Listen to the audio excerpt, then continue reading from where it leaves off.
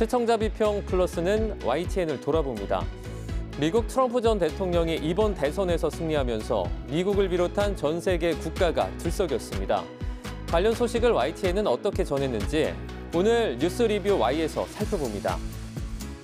이번 주는 어떤 시청자 의견이 들어왔을까요? 시청자 톡톡 Y에서 확인해 보겠습니다. 잠시 후에 만나보시죠.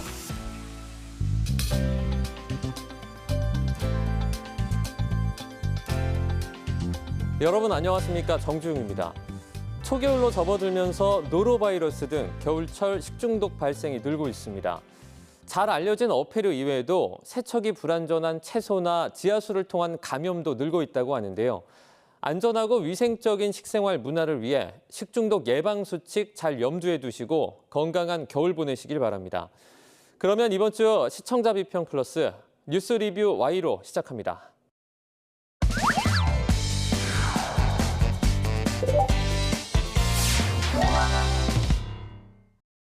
세 분 어서 오세요. 안녕하십니까?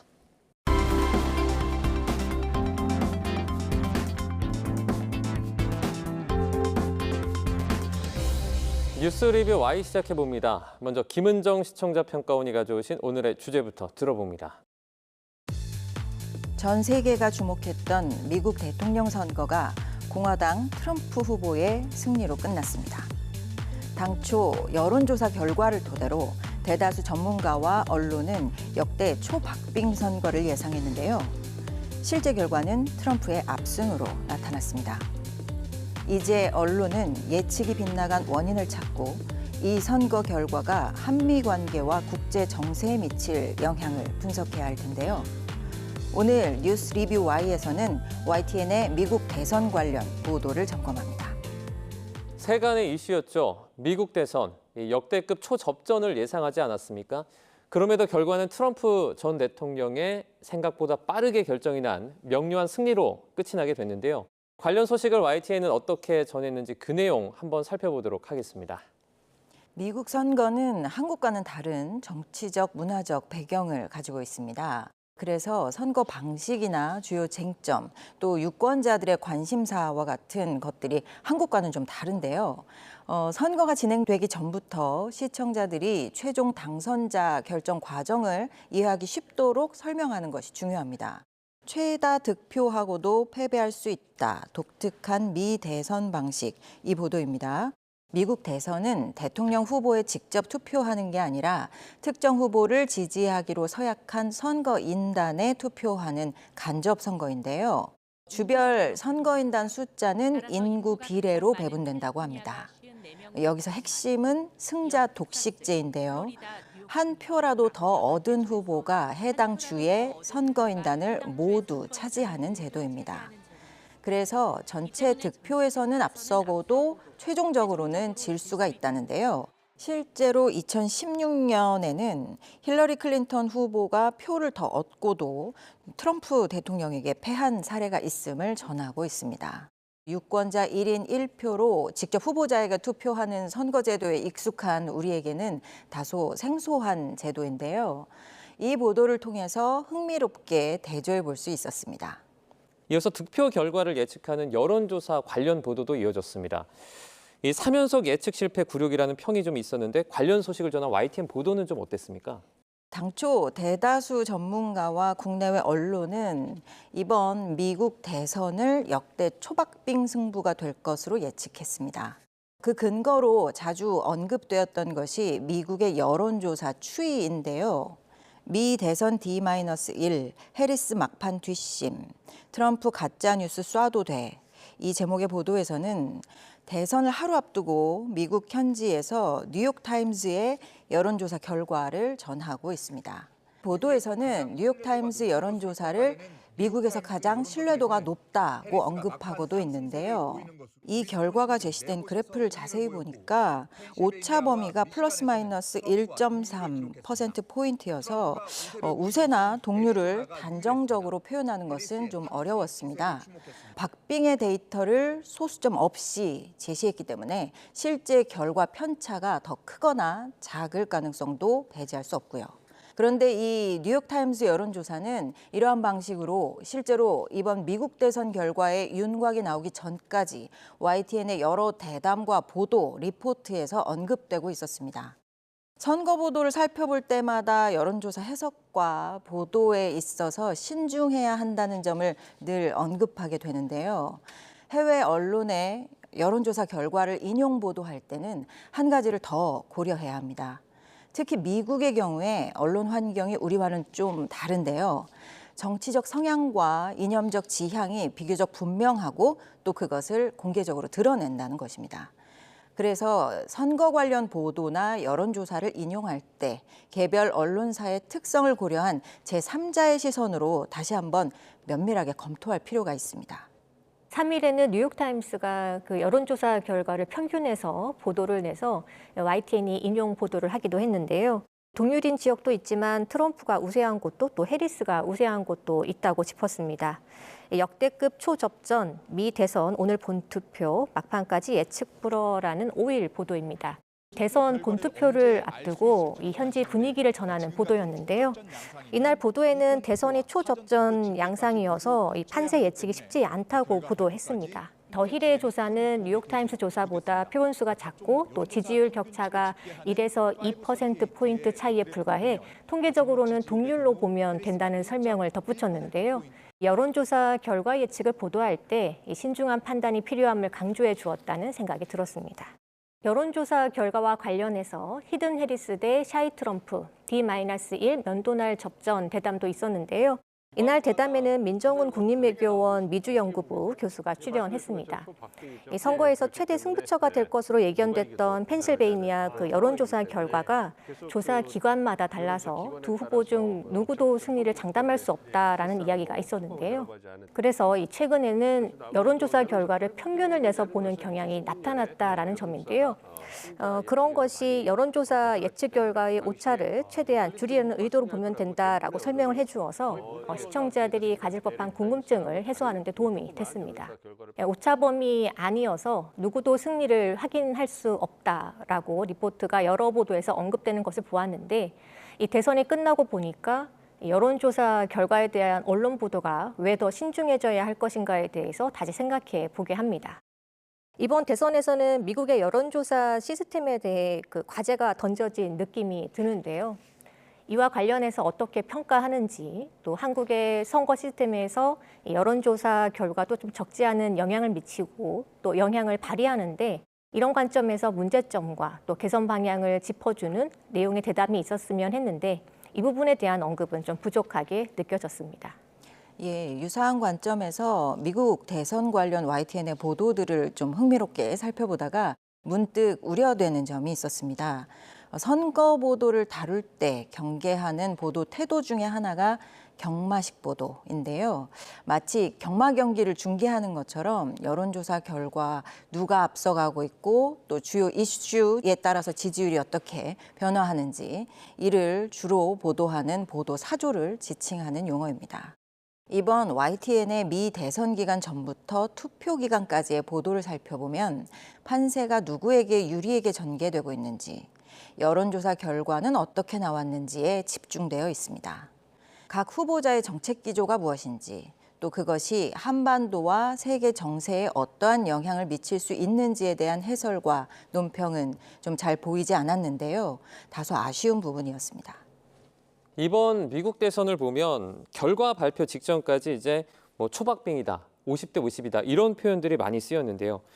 다만 뚜껑을 이제 열어보다 보니까 예상보다 쉽게 트럼프가 승기를 잡으면서 여론조사 오류의 악몽이 되풀이했다라는 그런 지적까지 나왔습니다. 이 부분에 있어서 국내 언론도 공부를 좀 많이 할 수 있었을 것 같아요. 지난 1936년에 미국 대통령 선거 때 루즈벨트 후보가 출마를 했었는데 미국의 리터러리 다이제스트라는 매체가 있었습니다. 가장 영향력이 컸던 매체인데 240만 명 우편 조사에서 루즈벨트가 대패할 거다 이렇게 예상을 했는데 결과는 루즈벨트가 대승을 했습니다. 이때 우편 조사에서 어떤 잘못이 지적이 됐냐면 우편 조사의 대상을 중상류층 위주로 뽑았다. 그런데 그때 루즈벨트를 지지했던 사람들은 다 서민층이었거든요. 그래서 숨어있는 표심을 못 읽었다. 그래서 결국 이 리터러리 다이제스트가 폐간이 됐습니다. 그리고 우리가 잘 알고 있는 그 당시에는 신생사였던 갤럽이라는 여론조사 회사가 이제 승승장구했던 그런 계기를 마련했고요. 이 사건을 미국 대통령 선거 여론조사의 흑역사의 시작이다 이렇게 얘기를 합니다. 최근에 트럼프가 출마했던 3번의 대통령 선거에서 이제 여론조사 기관들이 사실 이제 망신을 당한 거 아니겠습니까? 미국에서 대통령 선거가 한번 끝나고 나면 학자들 앞에 연구 과제가 산더미처럼 쌓인다는 얘기가 나올 정도로 미국은 인종, 지역, 연령, 직업, 성향 너무너무 다양하기 때문에 이 사람들의 이 마음을 읽어내는 작업이 보통 일이 아닌데요.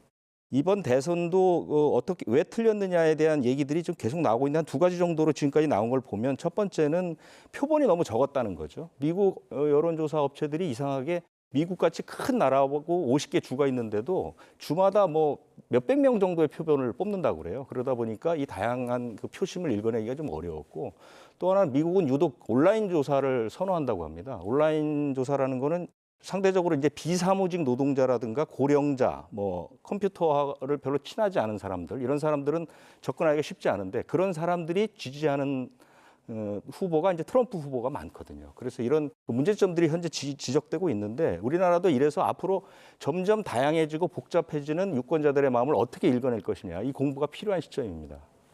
네, 숨어 있는 표죠. 그러니까 저희가 흔히 말하는 히든 해리스나 샤이 트럼프 같은 그런 표들인데요.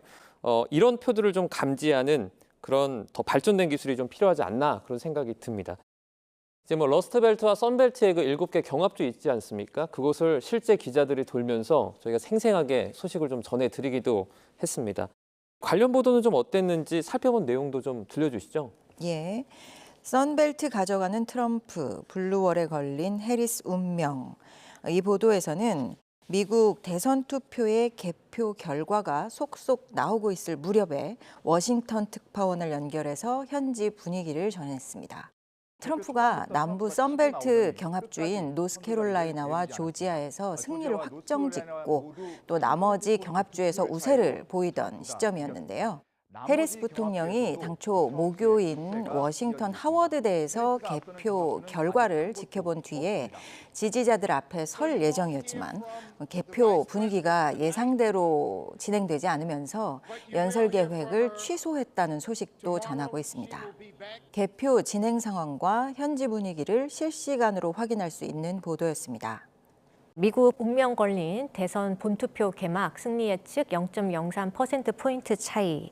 미국 버지니아주 투표소의 그 권준기 특파원과의 화상 연결이 있었습니다. 권준기 워싱턴 특파원이 이날 아침 6시부터 오전 8시 보도까지 계속 연결해서 현장 분위기를 전했는데요. 또 보도에서는 대선 쪽집게 통계학자 그 네이트 실버가 8만 번 시뮬레이션을 한 결과 4만 12번을 해리스가 승리한 것으로 나왔다 하면서 0.03%포인트로 워낙 미세한 접전이었다고 예측했다는 내용도 있었습니다. 이번 선거가 끝난 결과에서 생각해 보니까 역시 예측은 어디까지나 예측일 뿐이구나라는 생각을 하게 된 것 같습니다.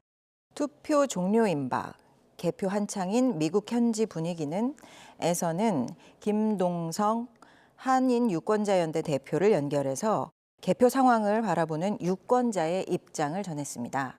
김 대표는 미국 대통령 선거만 벌써 7번 경험했다고 하는데요. 지금까지 경험한 것 중에 가장 선거에 관련한 관심이 높고 또 열기가 고조된 선거였다, 이렇게 평하고 있습니다. 또 유권자들이 편안하게 투표하기 어려울 정도로 어느 때보다 경찰들도 있고 또 경계도 심했던 선거라고 설명하고 있습니다. 이렇게 특파원과 현지 통신원을 활용한 국제보도는 현지 상황을 우리의 시선으로 생생하게 파악하고 이해하는 데 도움을 줍니다. 외신에 의존해서 사안을 바라보는 관점이 한정될 수 있는 위험도 완화할 수 있고요. YTN 국제보도에서 이렇게 현지 시각을 YTN의 관점과 시각으로 담아내는 시도가 이어지기를 바랍니다. 이번 미국 대선 결과 발표를 생중계해서 YTN에서도 정말 많은 준비를 하지 않았습니까? 어떻게 보셨어요? 네, YTN에서 꽤 공을 들였죠. 대통령 선거 이전과 선거 당일, 그다음에 이제 선거 후 이렇게 3단계로 나눠서 준비를 했는데 D-15, 그러니까 투표일 보름 전부터 미국에 있는 특파원이 조지아주 현지를 가서 취재를 했고요. 나흘 전에는 펜실베니아, 사흘 전에는 노스캐롤라이나, 이른바 이제 경합주의 특파원들이 직접 가서 그곳 분위기를 이제 전하면서 방송을 시작을 했고요. 대선 당일에는 미국에 있는 특파원, 중국, 일본 특파원을 다 활용해서 현지 생중계를 했고요. 전문가가 계속해서 출연하면서 이제 분석을 했죠. 그리고 국제부뿐만 아니라 타 부서에서도 지원이 와서 상당히 이제 규모가 큰 방송을 했습니다. 그리고 또 하나는 이제 CNN 방송을 받아서 동시 통역하면서 실질적으로 이제 CNN이 보도하는 현지 방송을 그대로 전하기도 했고요. 트럼프가 당선이 확정된 후에도 한 사나흘 정도는 YTN에서 집중적으로 보도를 했습니다. 네, 무척 꼼꼼히 준비를 하더라도 아쉬운 부분은 남기 마련이죠. 그런 아쉬운 부분을 보완하기 위한 여러 구성이 좀 필요할 것 같은데요. 그중에 하나로 꼽히는 게 전문가를 초청한 대담입니다. YTN은 어땠는지 한번 살펴보죠. 트럼프가 당선자로 사실상 확정되고 나서 몇 가지 눈에 띈 전문가 대담이 있었는데요. 4년 만에 다시 트럼프 경제 안보 충격파 어떻게 대담입니다. 이 대담에는 국제관계 전문가와 경제 분야 전문가가 출연해서 트럼프의 재집권에 영향을 전망했습니다. 경제 분야에 대해서는 트럼프의 자국 우선주의가 당장 관세로 표현될 것이라고 봤는데요. 관세를 올리면 물가가 올라가게 되고 기준금리를 내리기가 어려워질 것이다. 이런 연쇄작용을 우려했습니다. 또 우크라이나와 이스라엘과 관련해서는 푸틴의 협상 여부를 변수로 꼽으면서도 지금까지 미국이 들여왔던 지원을 거둬들이는 방식으로 트럼프식으로 전쟁을 수습할 것으로 조심스럽게 예측해 볼 수 있었습니다. 트럼프 경합주 잇단 승리 연설 위해 이동 중. 에는 미국 대선 결과 예측이 가까워지자 이 각국에 미칠 영향에 대해서 어떤 움직임이 있는지 중국, 일본 특파원을 연결해 분위기를 전하는 모습을 보도했습니다. 거기다 트럼프 후보가 그 지지자 연설, 승리 연설을 할 것으로 보고 실시간 동시 통역 보도가 나온 것이 좀 인상적이었습니다. 승리 연설을 보고 나서 생중계 대담에서 주제가 그 트럼프의 당선이 우리나라에 미칠 영향에 대해서 집중적으로 이야기가 됐다라는 점은 적절한 판단이었다는 생각이 들었습니다. 다만 이 대담의 내용을 들어보면 그 한미 방위분담금 문제, 또 대북 관계, 경제 문제에서도 우리나라가 신중하게 접근해 나가야 한다는 다소 원칙적인 입장이나 또 상황만을 언급한 것이 아닌가 해서 좀 아쉬웠습니다. 오히려 과거 트럼프 정부 때 우리나라와의 관계와 비교했을 때 평가라든지 좀 다소 제한적인 정보였겠지만은 전망하는 이야기가 나왔으면 좋았겠다라는 생각이 좀 들었습니다. 예, 그렇습니다. 미국 대통령이 바이든에서 트럼프로 바뀐다는 것은 미국의 정권 교체를 의미하고요. 정치, 경제, 외교 정책 모두가 재편될 것이라는 뜻이 됩니다. 그렇기 때문에 미 대선 결과가 국내 정치와 정부의 정책 기조, 또 민간 경제와 기업에 미칠 영향을 비교 분석하고 예측하는 전문성 높은 보도와 대담이 필요합니다. 특히 우리 정부가 그동안 유지해왔던 외교안보 정책들이 어떤 점이 문제가 되고 어떻게 변화해야 할지, 또 정부는 어떻게 대응 계획을 수립하고 있는지 묻고 논평해야 합니다. 트럼프가 당선자로 사실상 확정되고 나서 지금 박사님께서 언급해 주신 몇 가지 전문가 대담에서 이러한 시도가 보이기는 했는데요. 이제 변화된 상황에 어떻게 대응할지, 또 지금까지 유지해온 외교안보 경제, 민생 정책을 어떻게 수정할지 우리 정부가 결정하고 답을 내놓아야 할 때입니다. 최적의 대안을 찾아갈 수 있도록 언론이 또 질문하고 논평해야 하고요. YTN에서 상황을 직시하는 질문을 담은 보도를 신속하게 기획해 주시길 부탁드립니다. 네, 그럼 오늘 뉴스 리뷰 Y 내용 정리해 보겠습니다. 이것만은 꼭 시간인데요. 평가원님부터 한 줄로 오늘 요약해 주시죠. 이제 우리의 변화를 촉진하는 질문과 논평을. 이제 미국 대선 결과는 명확해졌습니다. 큰 불확실성 한 가지가 제거되었지만 정치, 경제, 외교, 안보 분야 전반에 큰 변화가 예상됩니다. 우리도 이에 대응해서 정책 수정과 변화가 필요한 때인데요. 우리 사회 각 분야에서 신속하게 최적의 길을 찾을 수 있도록 YTN이 질문하고 논평하는 언론의 역할을 적극적으로 담당해 주시길 바랍니다. 네, 이번에는 김수정 박사님의 한 줄 평도 들어보도록 하겠습니다. 여론조사 결과 보도의 질 높여야. 저는 이번 미국 대선을 보면서 그 여론조사 예측 결과에 대한 언론 보도의 신중함에 대해서 좀 생각하게 됐습니다. 여론조사 결과에 대한 해석도 중요하겠지만 이 선거 시기 여론조사 인용 보도의 한계점도 분명하게 드러난 셈입니다. 이번 미국 대선 여론조사 보도를 통해 한국 언론의 보도에서도 개선해야 할 과제가 생겼습니다. 우리나라 선거 보도에서도 여론조사 영향력이 갈수록 커지고 있는데요. 한편으로는 정확한 조사가 이루어지고 있는가에 대해서 의문이 늘고 있는 상황입니다. 언론이 여론조사 결과를 선거에서 어떻게 활용하고 또 보도해야 할 것인가, 여론조사 정확도를 높이기 위한 방안이 무엇인가 등 자체 논의가 심도 있게 진행되어야 할 때인 것 같습니다. 네, 우리나라 대통령을 뽑는 대선은 아니었지만 이를 통해서 배울 수 있는 점들이 참 많은 것 같습니다. 오늘 뉴스 리뷰 Y 순서는 여기서 마치도록 하겠습니다. 세 분 오늘 말씀 잘 들었습니다. 고맙습니다.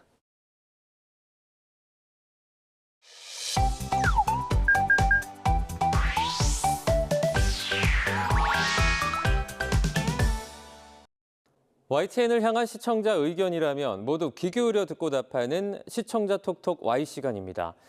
오늘 주목한 시청자 의견을 AI 앵커 Y온이 소개해드립니다. 지금 바로 만나보시죠. 안녕하세요. AI 앵커 Y온입니다. 오늘의 첫 번째 주제는 e스포츠에 대한 시청자 의견을 들어봤습니다. 자세한 내용 지금 바로 보시죠.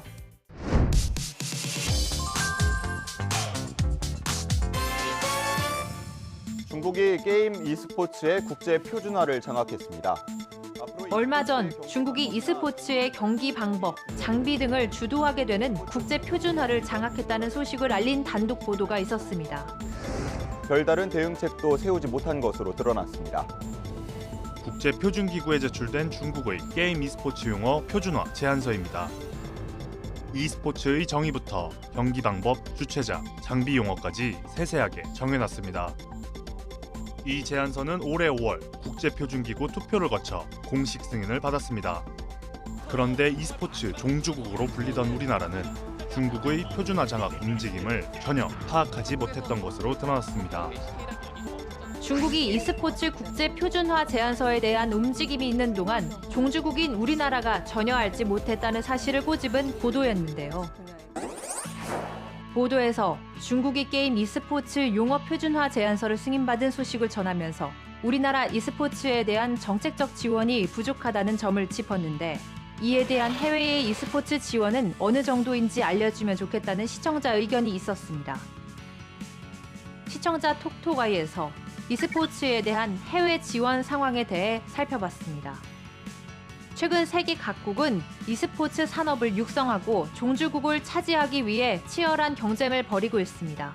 먼저 중국은 게임 산업을 국가 소프트 파워의 핵심 산업으로 재정의하며 규제 중심에서 육성 중심으로 방향을 전환하고 있는데요. 제14차 5개년 계획에 따라 중국은 게임 콘텐츠의 품질 향상과 글로벌 시장 진출을 위한 다양한 지원을 확대하고 있으며 e스포츠 산업에도 적극적으로 투자하고 있습니다. 사우디는 올해 총 상금 6천만 달러, 한화 약 800억 원 규모의 e스포츠 월드컵을 개최했으며 2025년부터는 IOC와 협력한 e스포츠 올림픽을 개최해 향후 12년간 정기적인 대회를 통해 글로벌 e스포츠 중심지로 자리 잡겠다는 계획입니다. 유럽의 경우 EU 의회는 2022년 e스포츠와 비디오 게임 산업의 중요성을 인식하고 장기적인 유럽 e스포츠 전략을 수립할 것을 권고했는데요. e스포츠와 비디오 게임이 교육 및 평생학습의 도구로 활용될 수 있음을 강조하고 있습니다. 이외에도 세계 각국의 e스포츠 투자의 규모는 점차 늘어나고 있습니다. 다음으로 시청자 톡톡 Y 두 번째 주제는 안전전세 프로젝트에 대한 시청자 의견을 들어봤습니다. 어떤 내용을 담고 있는지 이어서 확인해 보시죠.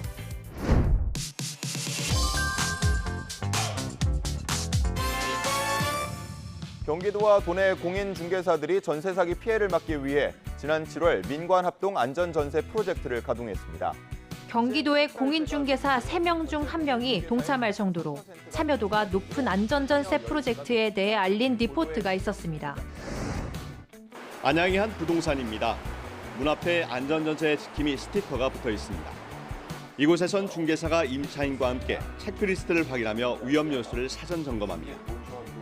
이전보다 절차가 다소 불편하고 번거로워졌지만 사기 피해 예방에 힘을 보탠다는 마음에 항목 하나하나를 살피는 데 공을 들이고 있습니다.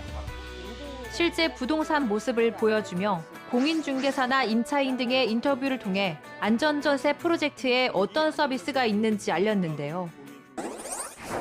이번 보도에서 안전전세 프로젝트 부동산 중개인 참여율에 대해 알렸는데 이 프로젝트에 대해 간단히만 언급하고 지나가서 정보를 놓칠 수 있는 아쉬움이 있었다는 시청자 의견이 있었습니다. 시청자 톡톡 Y에서 미리 알아두면 좋은 경기도 안전전세 프로젝트에 대해 알아봤습니다. 공인중개사들이 자발적으로 참여하는 안전전세 길목 지킴 운동은 부동산 시장의 투명성을 높이고 도민들이 안전하게 전세 계약을 체결할 수 있도록 돕기 위해 추진됐습니다.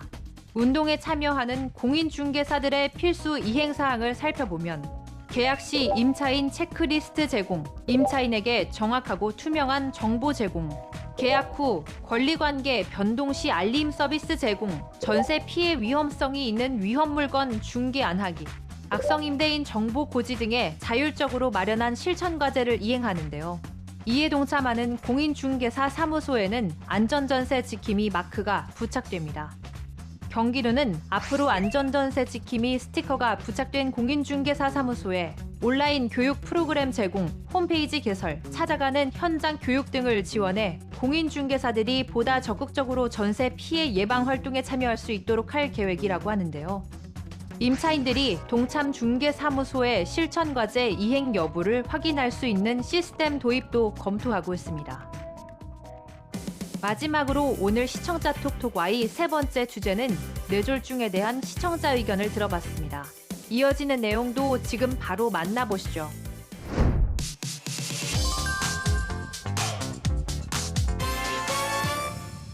요즘 일교차가 10도 이상 벌어지는데요. 이럴 때는 고혈압과 당뇨가 있는 노약자는 이 뇌혈관 질환을 조심하셔야 합니다. 갈수록 추워지는 날씨에 뇌졸중 주의보가 전해지며 발병 원인, 대상, 증상 등을 짚어본 리포트가 있었습니다. 고민선 기자의 보도입니다. 뇌에 피를 공급하는 혈관이 막히거나 터져 사망에 이르는 뇌졸중은 국내 사망 원인 4위로 흔히 찬바람과 함께 온다고 알려졌습니다. 또 일교차가 1도 높아지면 뇌졸중 발생 위험이 2.4% 증가하고 65세 이상에선 2.7%로 커진다는 연구도 있을 만큼 급격한 기온 변화가 주 요인으로 꼽힙니다. 고령으로 갈수록 뇌졸중의 위험이 높아짐을 알리며 요즘 같은 일교차가 큰 시기에 특히 조심하며 건강 관리의 필요성을 당부했는데요. 갑작스럽게 추워진 날씨에 뇌졸중 발병률이 높아진 이유를 설명했는데 이에 대해 구체적으로 뇌졸중에 유익한 운동법이나 식단 등을 소개했다면 더욱 유익한 보도가 되었겠다는 시청자 의견이 있었습니다. 더욱 알찬 보도를 위해 시청자 톡톡 Y에서 뇌졸중에 도움되는 운동법과 식단 등에 대해 알아봅니다. 뇌졸중 예방을 위해서는 위험인자를 조절하는 것이 중요합니다. 뇌졸중의 대표적인 위험인자로는 나이, 고혈압, 당뇨병, 고지혈증, 심장질환, 흡연, 음주 등이 있는데요. 뇌졸중의 위험인자 중 나이 외 위험인자는 주기적인 진단을 받고 적절하게 치료와 관리를 한다면 뇌졸중 발생 위험을 90%까지 낮출 수 있다고 합니다. 위험인자를 줄이는 방법으로 그 첫 번째는 나트륨 섭취를 줄이고 건강한 식습관을 유지하는 것인데요. 매일 식사에 야채와 과일, 현미, 통밀과 같이 정제되지 않은 곡물을 섭취하며 가공식품의 섭취를 줄이고 등푸른 생선을 자주 섭취하는 것이 좋다고 합니다. 두 번째는 꾸준한 운동입니다. 규칙적인 운동은 뇌졸중 위험을 2.7배 낮춰 뇌졸중 예방에 효과적인 생활 습관인데요. 적어도 하루에 30분 정도, 주 3에서 5일씩 총 150분 정도의 운동을 계획하는 것이 좋은데요. 만일 운동할 시간이 부족하다면 실생활에서 계단 이용, 스트레칭, 가까운 거리는 도보로 이동하는 것도 도움이 됩니다. YTN 방송의 부족한 부분을 채우는 시청자 톡톡 Y 시간. 다음 주도 다양한 시청자 의견과 함께 돌아오겠습니다.